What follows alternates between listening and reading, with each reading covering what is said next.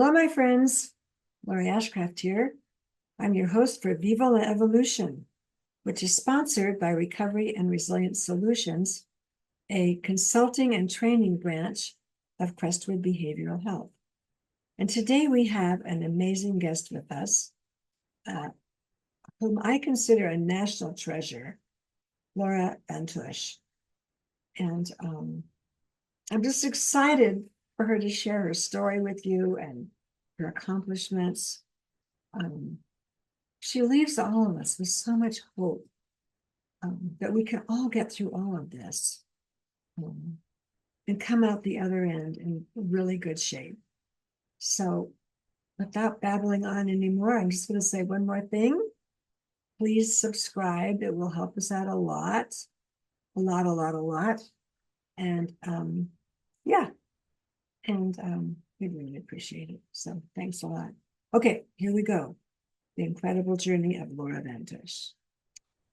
Okay, my friends, so here we are with the amazing Laura Van Tosh, someone that I have admired my whole career. And I'm just so grateful, Laura, that you have the time to share your wisdom and your experience with our viewers, because you are a national treasure. I'm going to put it that way. You are. Thank you. Yes.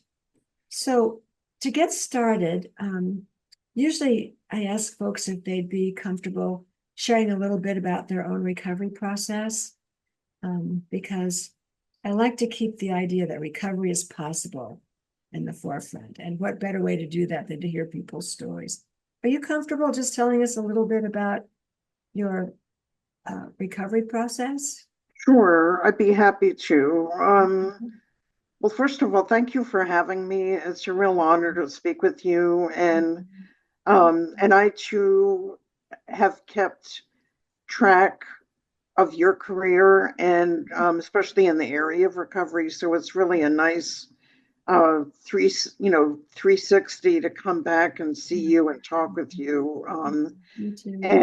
And we probably, like other people in the peer family movements, have quite a bit in common. And I think recovering is really the main thread that brings us together. And my story really starts when I was a young teenager. I was brought to a psychiatrist by my father, a family member, and there was a lot of strife at home, and unfortunately, it resulted in a lot of confusion and a lot of dynamics that were challenging. But really, later in my later teens, I had an actual episode that brought me into a hospital, and I was involuntarily committed. And spent quite a bit of time in a private institution until I was about 18. And then slowly, kind of as I grew into my even later teens and early 20s, I was hospitalized one more time in a state institution when I was 19. And then I joined a clubhouse program in Florida called Fellowship House. And that was a place where I really began. I think my primary wellness was started by participating in that particular program. Was that before you? I love that story you have about you heard about peers, and you somehow got on a phone conversation with Judy Chamberlain. Yes. And the best you could do is just hold the phone to your ear while you were in bed.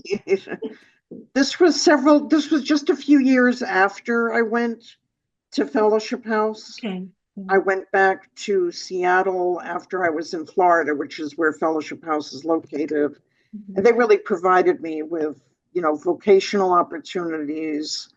I learned how to actually type when I went to Fellowship House. They had a clerical unit, and I picked up some basic skills. I ended up getting a job at a trophy company I Mm, earned kind of a minimum wage job, but it brought me into the workforce. I also yeah. had housing provided Mhm, through the Fellowship House program. So really, so many of my needs were met there. mhm, mhm, And then I decided, because it was just too expensive to live there in general, to go back to Seattle. And that's when I did. I worked for a health maintenance organization called Group Health. let me pause you a minute because you just said some really important stuff about Fellowship House. Yeah, It sounds like maybe that was the point at which you learned to accept some of your issues and almost you became strengths. I did sort of. That was a big leap Yeah. of wellness that I was on that journey, and I actually learned how to do public speaking there too. They had a Mm, Toastmasters mm, chapter mm, mm, at Fellowship House. And so I enrolled and learned how to give talks, and along with other members of Fellowship House that were part of the club that we had. We had a Toastmasters club mm, that was actually sanctioned by Toastmasters, which was mm, very unique for mm. that program. How long Um, were you at Fellowship House? I was there about 3+ years or Okay. so. Yeah. And it did really send me on to a positive Mm, trajectory mm, that I think I otherwise would not have had, those yeah. opportunities. And I became a leader there. I was actually a spokesperson for recovery. I was at that time really not called anything specific, but that the gems of Fellowship House, were kind of obvious if people looked closely at some of the recovery that people had, that people were experiencing during that Mhm. time. And you were still quite young then, weren't you? I was my early Early 20s. 20s, I yeah. was 19, 20, 21 or Mhm, so. And mhm, and then I think at 23, I ended up coming back to Seattle and mhm. working at Group Health Cooperative in Puget Sound. I just Oh, think that's such a great time in any of our lives because we're we're not an adolescent anymore, and we're mhm. not quite sure how to be an adult. And we have so many identity issues right in that moment. So what a perfect time for you to land in a place that could reinforce a positive identity for you. Yes. Yeah. I haven't actually thought about Fellowship House in that way until we spoke. Yeah. It's been just kind of a chapter in my life, Mhm. but I don't often add the meat on the bones, which included the typing classes Yeah. and the independent living that I was Mhm. able to have there. I also kind of went through the model as I was guided through the model of Fellowship House itself as a way of using different parts, different facets of the program to Mhm. aid in my recovery. Mhm. And it was really a voluntary service, so I could take and use what I wished Yeah. in terms of like a menu of services that they had. Um, and it was extraordinarily based on a community based model. There was hardly any, there may have been some hospitalizations, but not always directly linked to Fellowship House. I think Mhm. people really worked hard to maintain their community tenure. Yeah. Yeah. Um, and then in Seattle, yes, I learned about the peer movement. It was not really so much called that, but kind of You know, consumer and survivor were the words that were used yeah, back then. thanks for bringing that up because we didn't have the language we had. We didn't even say recovery in those days that I recall. And we sure didn't say peer. We didn't have that word at all. Right. No, it was The way terms, back, yeah. pre-language. And also, people use the term ex-patient and Yeah. ex-psychiatric inmate. There were some really radical terms that were Mhm. used Yeah. that I actually identified with in many ways because it was sort of a radical testament to say I'm leaving this institution and I'm Mhm. going to live my own Mhm. life. Yeah. And call that sort of part of a mad movement, if you will. Yeah, I think it was, and I love the word survive. Like I survived everything you've done to me so far. Right. I And sur it- and the episodes themselves, oh yeah, being that too. things Yeah, like that. yeah, So, but yes, then I discovered leaders in that movement: Judy yeah. Chamberlain, Sally Zinman, Howie the Yes, Harp, a yes, variety of people, Georgie yeah. Burt, um, really a whole slew of individuals, Joe Rogers, even Paolo Del Vecchio were all part Oh, of this movement yes, back. and you told me that you worked for him at one point. We worked together at Project Share at a program within a bigger program, Uh-huh, which uh-huh. was the Mental Health Association of Southeastern Pennsylvania, Yeah. Mm, and it employed a large number of ex-patients that were engaged in a number of programs, all under this one umbrella. mm, And so there mm, was a huge amount of engagement of people yeah. with behavioral health care issues that were literally changing the systems in Mhm, Pennsylvania, mhm. especially, and then eventually nationally, when a clearinghouse was funded out of the organization and brought in a lot of national exposure to what we Mhm, were doing. mhm. Yeah. So that was a really exciting time Yeah. Well, in wait, the late. I kind of got you off track there. We went back to Washington after Yes, Fellowship House. Sorry, yes, I jumped ahead too much. I that's just got okay. excited. I got excited about Paulo. Yeah. And the times, kind of rolled on, even kind of rather quickly, but Mhm. the end of the 1980s, which is where we're at basically, I was offered a position to work, to come work in Philadelphia and direct a street outreach program for Ah, people who were homeless and okay. mentally disabled. And it was a Mhm, federally funded grant mhm. that was very unique. And it was one of the only peer run, at that time, it was the first ever program funded by NIMH, the National Institutes of Mental Yeah. Health, was that particular homeless program that I directed, and kind of got funded sort of like an accident. And So was that maybe the first peer program that that any of the federal funds yes, funded? Yeah.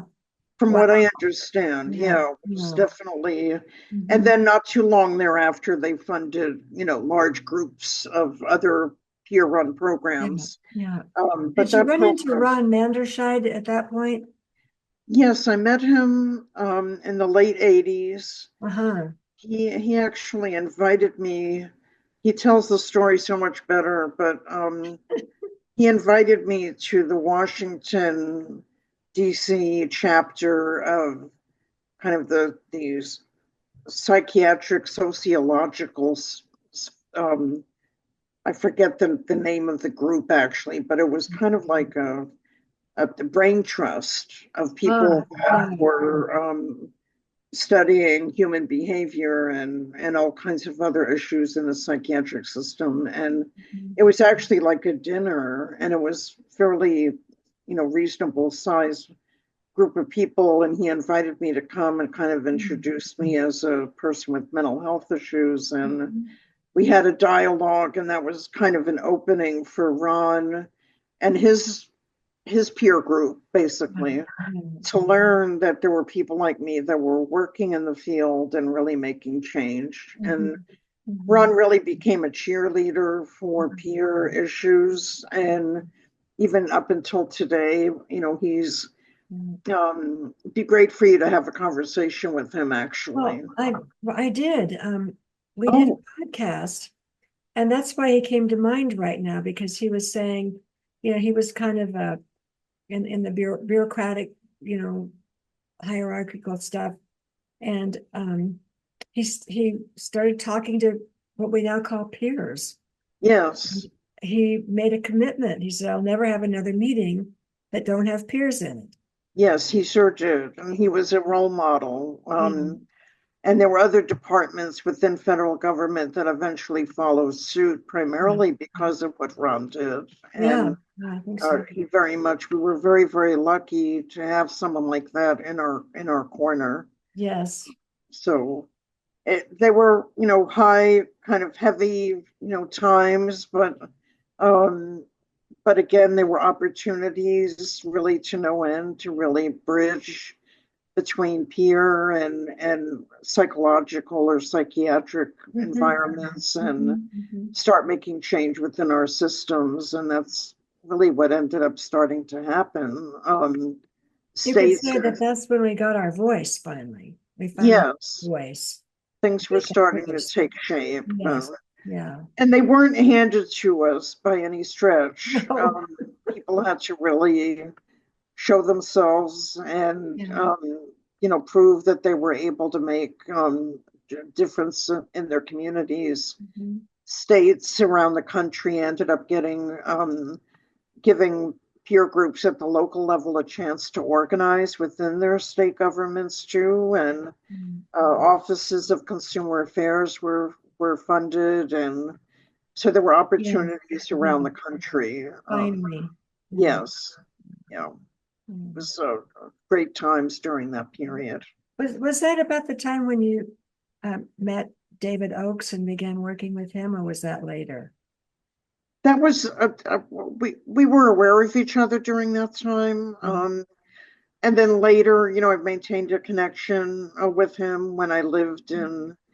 I had a period where I was kind of back in the system, and I become homeless actually, and I was in Eugene, Oregon, where he lives, and I was at a shelter there actually, and I was able to get time to go to his home, and he had had an accident, so he became Mm. um, disabled and was in a wheelchair. We had a chance to build a ramp at his home, Oh so he would yeah. have a chance to go outside. And And he was with he didn't he do some work with Habitat for Humanity? they did work for him actually. Oh, okay. All He was right. able to get a grant or become a site where Habitat for Humanity would come and build the ramp. Uh-huh. So Okay. I volunteered with them so that they had a crew of people that were, Mm. building a, really nice sized ramp for Mm. him. Do I And we remember you rode your bike several miles every day to do that? did. I Yes. rode a bicycle, and it meant a lot to help him. It meant a lot to actually Mm. do something connected to the Americans with Disabilities Act, which was to build a ramp. I mean, that's as fundamental as you get. Yes. Yes. And his wife was lovely and, would give people refreshments, and we would, Mhm. kind of have a really good time Yeah. helping him out. So we've remained in contact even now, and Mhm. technology has enabled him to have a presence Mhm. on LinkedIn and other social media platforms. So Mhm. Mhm. really happy that he is still connected to a movement like he Yes. always was. Mhm. Yeah. Yeah. So that was a great time with him. Yeah. Yeah. When you first told me that story, I could just picture the whole thing. You riding your bike, getting there, and everybody's working on the ramp and having Yeah. the picnic. And I thought, oh gosh, I wish I'd have been there for that. Yeah, it was really, I felt like I was really doing something good with my time. And, I cared a lot for him. I would anyone, but the fact that I knew him before and after, an accident that Mhm. changed his life, Mhm. and that he managed to really survive, an incredible change, and the force of him having, such dedication to kind of Yeah. making sure that he can continue in this world. So Yeah. it's wonderful. I was talking with Jack. I never know how to say Jack's last name. Hayak, Jack. He's he's up in your Oh, neck of the he's in woods. Oregon too. Yes. Yeah. Uh, Hotchick. something like that. I Yes, think, yes. yes. Jack, if I you're I listening, may we're not have sorry it. if we got your name wrong. Yeah, no, I We may not just have it wanted right to myself. take a minute to appreciate you and all that you do too. Anyway, he was telling me that David still contributes, that he has ways of getting places and speaking. Yes, And yeah, and yes, exactly. Yeah, yeah, very lucky that he managed to retrofit his home yeah. so that he has what he needs there. Mhm. Again, he has a family that cares greatly for him and good friends. Yeah, That's really made a big difference for him. great. So, Yeah. yeah, Well, I know you also got hired at Nashville. If I'm jumping ahead too much, just go back. it's But fine. Yeah, when I lived in Philadelphia and worked at the Mental Health Association with Joseph and many okay, other, wait, we got to go back on Joseph. oh, Because do I remember that he offered you a job? He said, if you can get here, I'll hire you. But then there's another piece of that where he actually flew out there to meet your mother, right? yes, I think he did that because number one, I was quite young and it was a big move Yeah, and it was generous of sweet. him, So sweet. to help in those days. People did negotiate moving costs and things like that, but Mhm. obviously there were things I took care of myself, but he certainly made the journey more comfortable because it was a big step. Yeah. And Mhm. but I think he had meetings out in Seattle anyhow, but there was kind of a specific point to come here and meet my family Yeah. and Yeah. kind of get blessing from my Mhm. mother. And so Mhm. they did meet. And I don't remember how it went, honestly. It's been so many years, um, but he did come out and take time to meet her. And then I eventually flew to myself. I Yeah. relocated.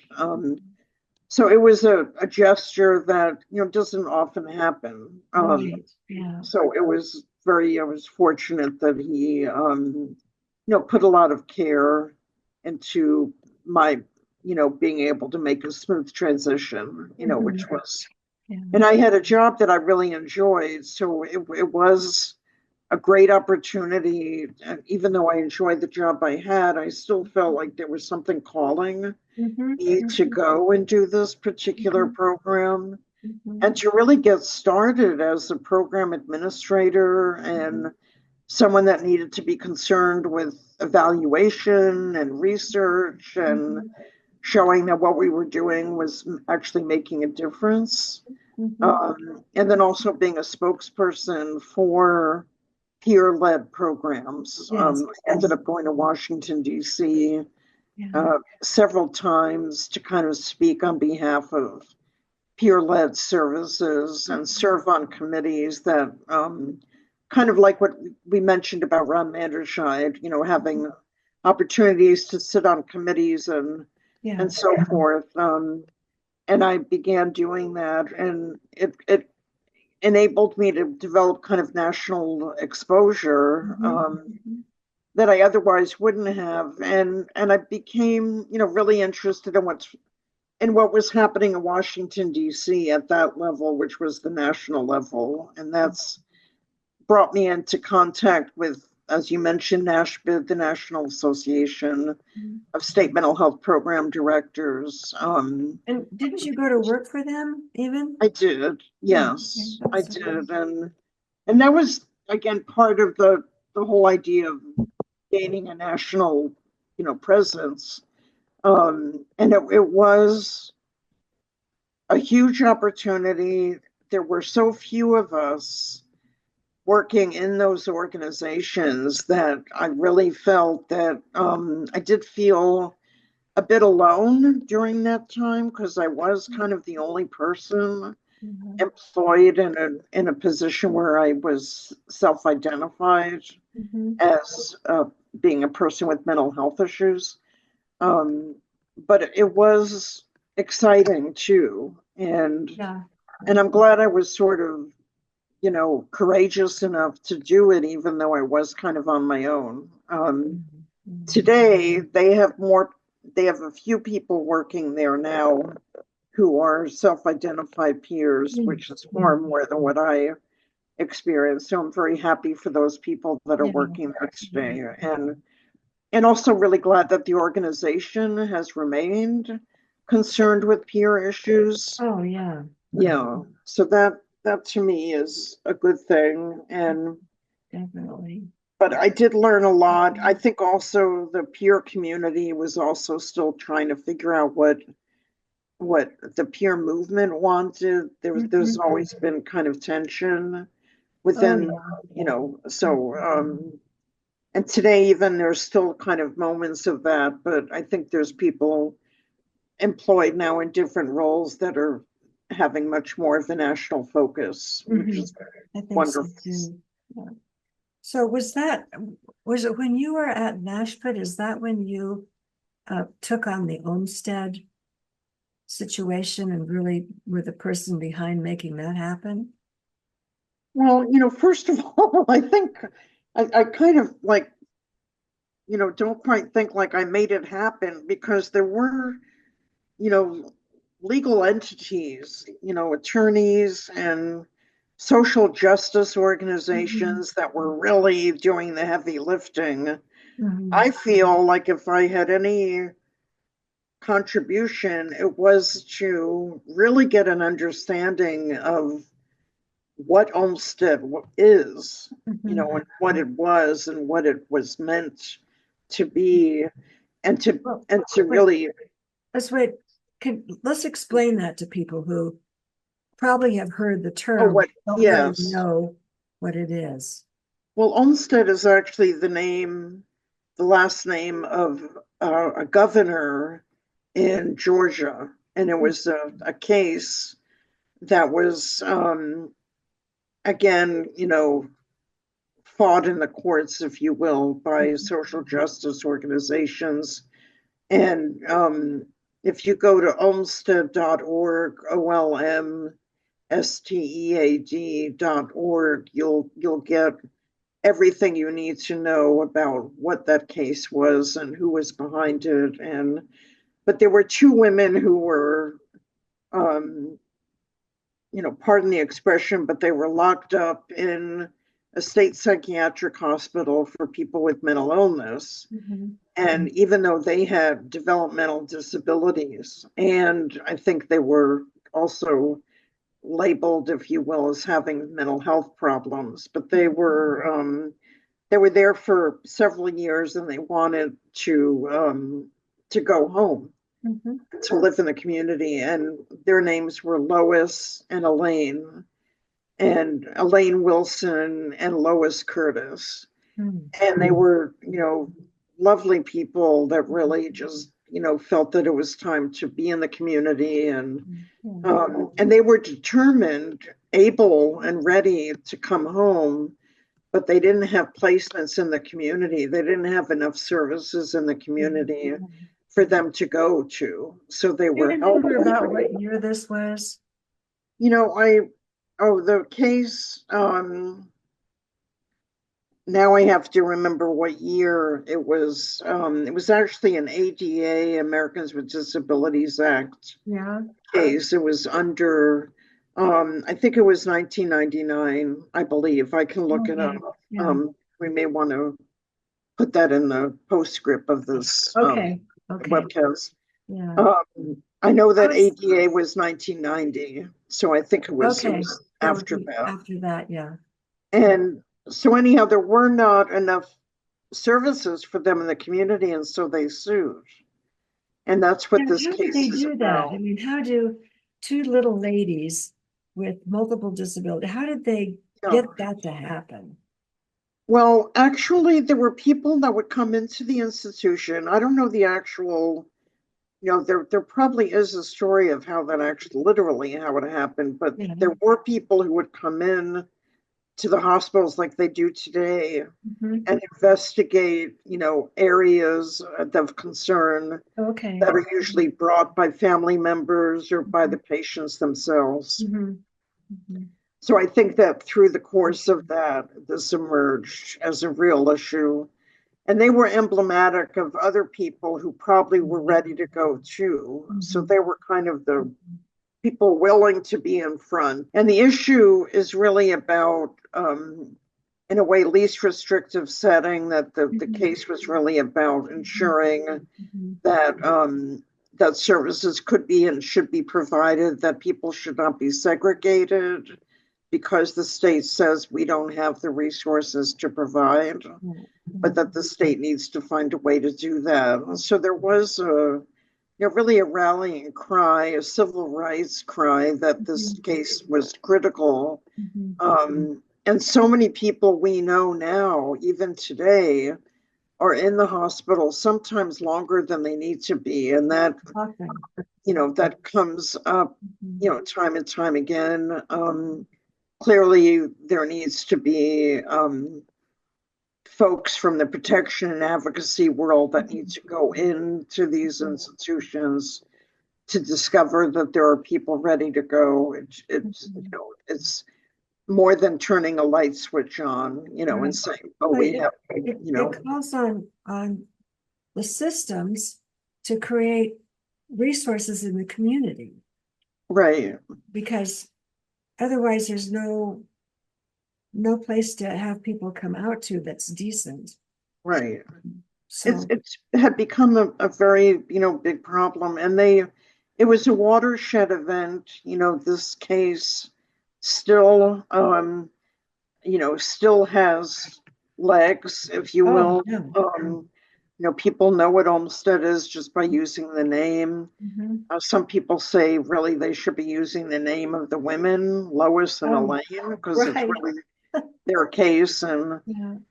but so it's become, a major issue even today. So Mhm. Mhm. um, the calls to action that I, did make, and then there was what I did do, and I unfortunately lost most of what I wrote because a computer of mine ended up disappearing. And Oh, unfortunately, I didn't have anything like a cloud, yeah, to yeah, save things. yeah. But I developed a lot of written technical assistance information about Olmsted, um, Mhm.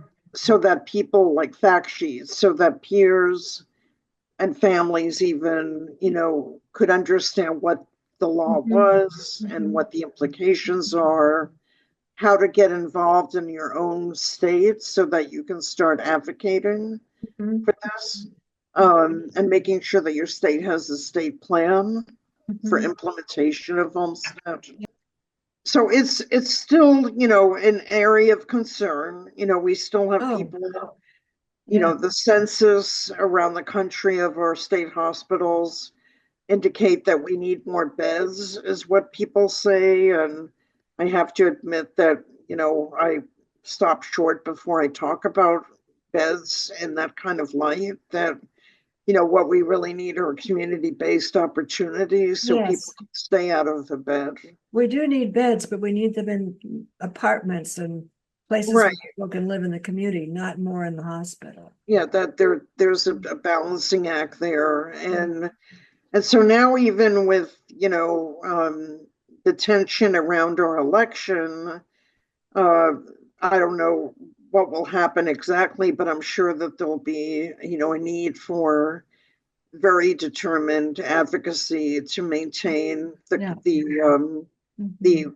victories that we have had, I think. and trends that we have, Mhm. encumbered, and Mhm. make sure that we can continue going forward. Yes, yes. So the case really has long-term implications Mhm. for all of us. Mm. I think it's a watershed situation, Olmsted, Yeah, because it puts some guts in the whole idea that people have a right to live in the least restrictive setting that their situation warrants. right. And if we didn't have that out there, no one would pay attention to that. We just do what's convenient for the system and what saves money at some point.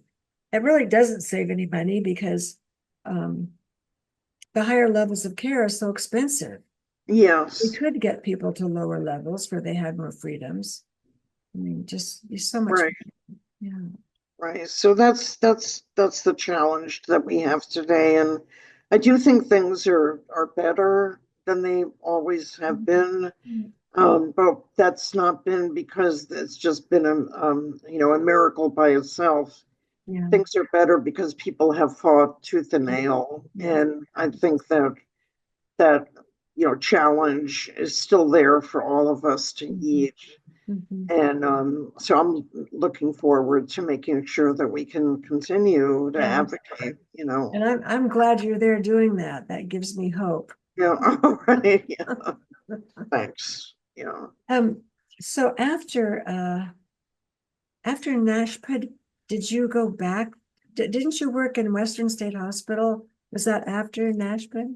Yes, Okay. it was in 2005. I left Washington, D.C., where I had been for 20 years, Uh, and decided to come back to Washington State. I have some family here, and I was offered a job to work at Western State Hospital, and that's what brought me back was that particular job. is that where you met Bob Nickel? Yeah, I met him. I knew of him for many years before that, Yeah. but we didn't meet really until yes, uh, during the period of time that I was in at the state hospital. Mm. Yeah. Which, by the way, I had been a patient there, so I was a patient 25 years earlier. Uh, uh, So it was really a kind of an interesting place yes. to go work Yes. after all that time. Yes. And Bob was in Oregon at the time, leading the Oregon system. Mm. So we met during that period, Mm. and he encouraged me to come to Oregon. I had a Yeah. bit of a break in my period at Western State Hospital because of the turnover. The CEO turned over, and it was a loss. So I decided to start looking around. Mhm. Mhm. And in Oregon, there was a position available there, and I worked for the state for several years in a non-peer job, Mm. which was Mm. great. And it gave me an opportunity, to learn some of the skills that are needed to work in state government. Mhm. Mhm. And I enjoyed that role. Mm. It was adult services Mm. coordinator, just a Mm. Oh, generic job in state government. yeah. Mhm. And there was another peer that was there working in housing. And so we got along really well. We were like Tweedledum and Tweedledee. We carried on, um and it was good to have his name was Mike, and we're still friends. Mm. And he's long since gone, and so am I, but we keep in touch. And it was a an interesting opportunity to work for state government. And shortly thereafter, I think you mentioned it was 2011. I had, as you called it, to a spiritual awakening, and I had, Yes, I hope you'll talk about that. That's it such an was kind of, interesting.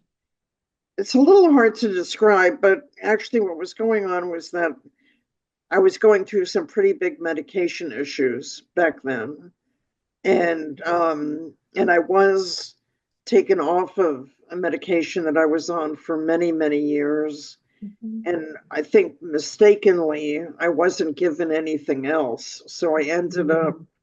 without any clinical kind of, I mean, there was an intervention, but I wasn't on any kind of medication. Mhm. And I Mhm. think that was a mistake in Yeah. hindsight.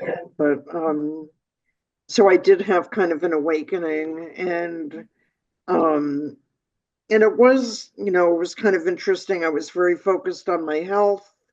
I have been, um, uh, I can't think of the term. Well, what I ended up doing was getting health conscious. I ran every morning at like 5 o'clock in the morning. I was focused on my diet. And and so during that period of time, I sort of had a break with reality. And but I was very in touch with meditation and some spiritual leaders that were in Portland. I was living in Portland at the time. Well, let's say you might have had a break from one reality, but you entered another and more Yes, spiritual reality. Yeah. it was a little like a tightrope, though. I'd say it was a Mhm. little like no guardrails people Yeah. talk about. Yeah. It was sketchy. I don't think that I would, even suggest that it was comfortable. It was uncomfortable at Mhm. the time, um, but I was very attuned to trying to think of some of the spiritual leaders. I went to a couple of temples that were kind of more Zen Buddhist Mhm. oriented Mhm. and leaders within that realm, and highly focused on meditation practice Mhm. Mhm. and showing up on site, with other people that were meditating at the same time. Yeah. And so it was focused on that, but I think I kind of lost a little bit of the day-to-day normalcy of living. Mhm. And so there I really ended up kind of slipping and eventually became homeless. And but I swear there were moments where I can't even tell you how lucky I am. I mean, I actually think about this one thing that did happen. I got onto a train to take its north, I guess, to Salem. Mhm. And I got on the train in Eugene and didn't have a ticket. And the conductor comes through and takes the tickets and Mhm. puts a little piece of paper above your seat, and that tells you where you're going to get off. And they just walked by and didn't ask for anything from me. Right. So I sat there, and when it came time to get off the train in Salem, I was off the train and went on my way. And ended up walking around without any luggage or anything, Mhm. just my shoes on my feet, and that was about it. Uh, But the fact that I could go that distance on a train, which is about 3 hours or so, yeah. and not be discovered or no one giving me any kind of trouble, um, and that I was still safe, that Yeah. somehow I still had some kind of cloak of safety around me. Yes. Yeah. Yeah. Um, Yeah. but I eventually ended up getting committed, unfortunately, because I don't think I needed to have been. I think there could have been another way in terms of a Mhm. softer landing rather Mhm. than a hardcore, Mhm. getting committed in a parking lot with the police. Oh, yeah. Um, and actually, it was a parking lot on the hospital premises. And they Hmm. still put me in a car, drove me all the way to the entrance, and then unhitched me. And, it was crazy. So, but I ended up eventually finding my way. But it was sort of the beginning of a fairly long period of time. It was a good couple of years Mm. of being homeless. Mhm. And then getting back on my feet was 2014, 2015 was really when I came from Oregon to Washington State in 2015, and I was, I think you you know, found a pretty good women's shelter at that point, didn't you? yes, I was there Was that in in Eugene. I Eugene? went there twice for two Mhm. different stints, two different periods of time. I also used the disability movement. We have what's called independent living centers Mhm. in the disability world, and I went to one of them and actually got a little part-time job Mm, working kind of a mm. kind of drop-in center kind of duties. Yeah. For a little check, I forget how much it was, but it was enough for me to buy, some snacks at a store Mhm. and keep a little pocket change when I was at the shelter. I just kind of kept to myself. So after this extraordinary journey called your life, what kind of advice or comments would you give people who are at different stages of their Right. um, Well, number one, really, peer support is kind of the staple to our community. mhm, mhm, I think never forgetting that peer support really is what keeps us together. mhm, I know for me, I rely, heavily on the values of the peer movement, and what holds us together, I think, are issues around self-determination, mhm, mhm, dignity, mhm, um, mhm. the ability to have, interdependence and intersections with other people that where Community. we rely on each other in Yeah. many ways. Mhm. Um, I think also that, recovery is really, really possible. We don't often, I really feel that within my bones because every intersection I've had with the system has been an involuntary entrance Mhm. into, Mhm. some sort of episode where I end up getting involuntarily committed. And I think that, each time I've learned another set of skills that I need to live independently. But I also know that it takes wear and tear, off, it wears you down if every time you have a situation that it's an involuntary one. And Yeah, so it does. I feel strongly about really looking at prevention, and I think the advent of 988 has really taught me a number of things that are helping me maintain my life in the community. I also did get involved from a policy perspective with 988 where I Mhm. live. I'm involved on a couple of committees. Mhm. Um, we're starting some crisis care centers at the local level in the county that I live in, and Mhm. I'm helping with that along with a slew of other peers. Yeah. And that kind of work actually really helps my recovery. Yes. Yes. But Mhm. within reason, because what I know is that there are many, many people involved in these systems change efforts. And I know that I do not need to be the only one and that I'm not. Yeah. And so I frequently back up at times when I really need to and know that, okay, I've done my share. Mhm. And so there are other people now that enter in and pick up and Mhm. go forward.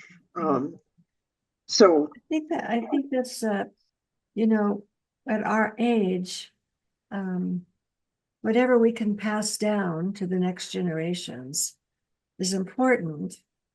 Um, I don't always know how to do that. I I don't want to take over, but I also want to support. Um, I think it's important for us to do that, however we can. absolutely. Mhm.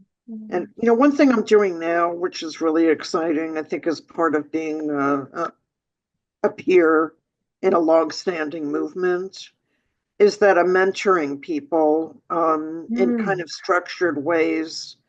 Um, and that's been really inspiring for Mhm. me to know that there's one gal named Sarah, for example, that is at the University of Washington, and she's just so excited about everything that's going on. Uh, And uh, so I feel like I'm assisting her, but giving her a lot of slack, really yeah. to, um, and, yardage to really experience things for herself too. Mhm. Mhm. But giving some skills, giving some opportunities, sharing a few emails, as a way of kind of mentoring Yeah. her. Yeah. And I think the more I do that, the better I feel that I know that Mhm. I'm providing some hope, and that, you know, these folks will go on and become leaders unto Yeah. themselves. Yeah. And so I'm also, selective about where I put my name. And um, I'm now on the board of the Global Mental Health Peer Network. I'm actually their board chair. They Yeah. they call it a board of management, kind of Is an this interesting is this term. with Steve Appleton's group, No, it's Global Leadership? he's aware. It's a different one. This is the Global Okay. Mental Health Peer Network. Okay. Um, Okay. but they know each other. Yeah. His Yeah. group knows Yeah. that group, and so I'm really hopeful to do more with that group. Mhm. And one thing I recognize is just the breadth of knowledge that people have around the world and what they're working on, Yeah. what they're facing, Yeah. how the United States is not the only game in town when it comes to lived experience. There's just a huge amount of work underway in many different countries and continents. Mhm. And so I'm learning a lot about the field Yeah. at large. Yeah. And I'm looking forward to speaking with Steve Appleton, which I am later this week, actually. Oh, good. Oh, Yeah, good. we're going to have a call together, and I know Um, familiar with his organization already, but it'll be really nice to talk with him. yeah.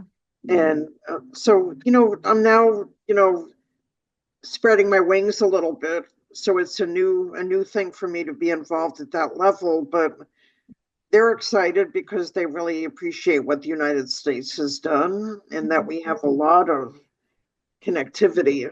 Um, Yeah. Yeah. yeah, so I'm just excited about that. Well, it's just been, I knew it would be wonderful talking to you, and Likewise, it's been even better than I thought. So thank you so much for your time and your willingness to keep sharing, to keep contributing. You're so inspiring, Laura. I just can't tell you. thank Just you. can't tell you how much I love you. I just love you. Well, I really appreciate the fact that you help other people articulate what they're doing and how they can make an impact. I've watched several of your shows, your Mm, podcasts, I should yeah, call it yeah, podcasts. well, And I know how interesting people are and they want to engage.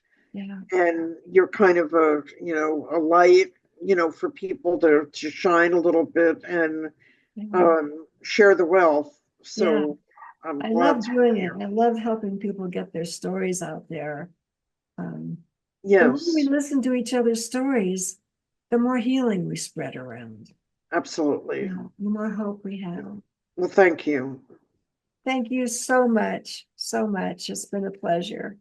Okay. We'll keep in touch. Okay. Well, there you have it, the incredible journey of Laura Van Tush. That's still continuing. The journey continues.